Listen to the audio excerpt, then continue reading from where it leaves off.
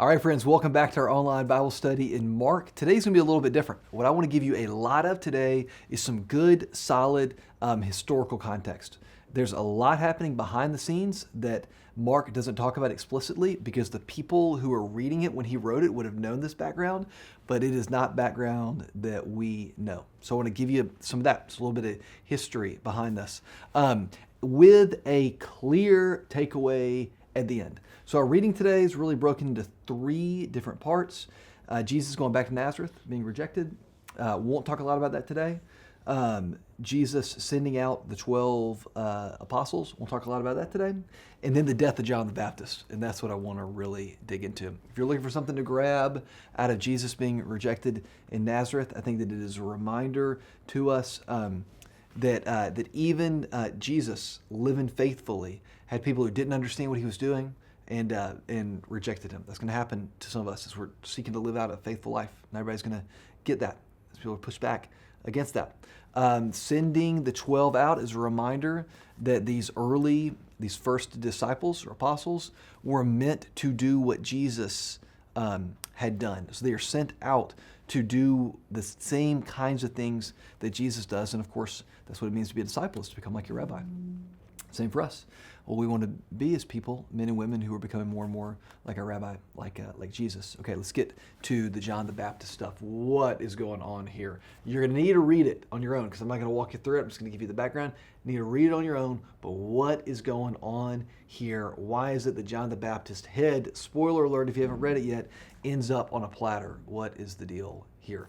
Quick overview here. So Herod the Great, one of the most influential people really in history, and certainly one of the most influential people living at the time when Jesus was born, had three sons.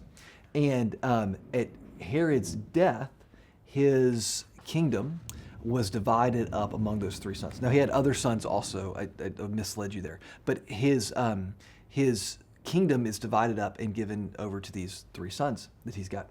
One is called Philip, who we see here.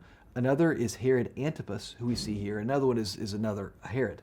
So it gets a little bit confusing because when we're talking about Herod here in verse 14, we're not talking about Herod the Great. We're talking about one of the three sons that his kingdom was divided up and given to.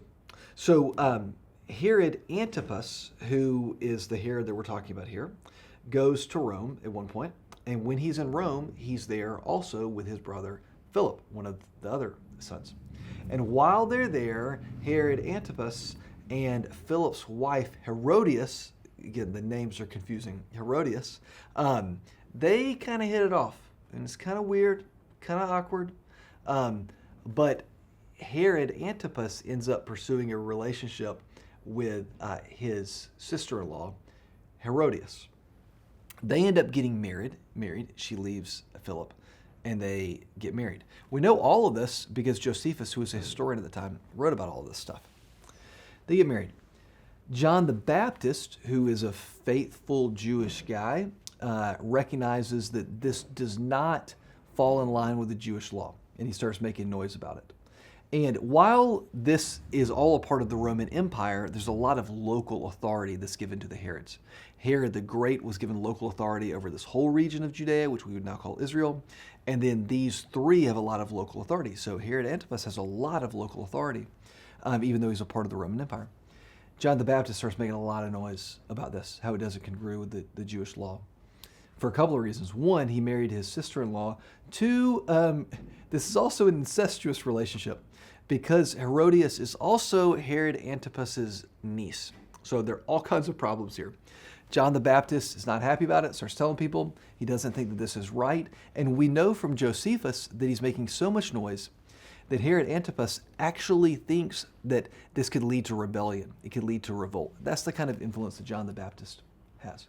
So that gives you a little bit of background about why it is that Herodias is so upset about John the Baptist and would like nothing more than to see John the Baptist killed.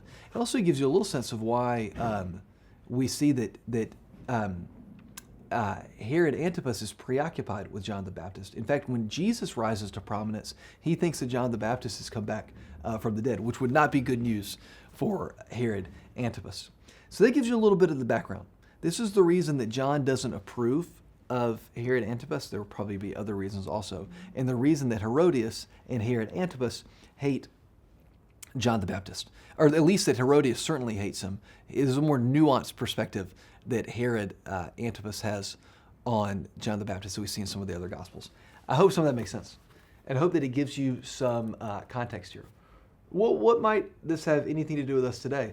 Again, I think it gets really practical when you reflect on it. Very, very simple. Here's one thing that we can learn from this. In this world, sometimes doing the right thing will cost you. John the Baptist was doing the right thing, speaking out, saying this isn't right. He was right about Antipas being wrong. But sometimes in this world, doing the right thing will cost you. So kind of some fun historical context with a pretty sobering bottom line there. That even for John the Baptist, and even for Jesus when we see him rejected at Nazareth, just because we're faithful does not mean that we'll always have a clear path ahead of us. Jesus says, like, take up your cross and follow me. Count the cost.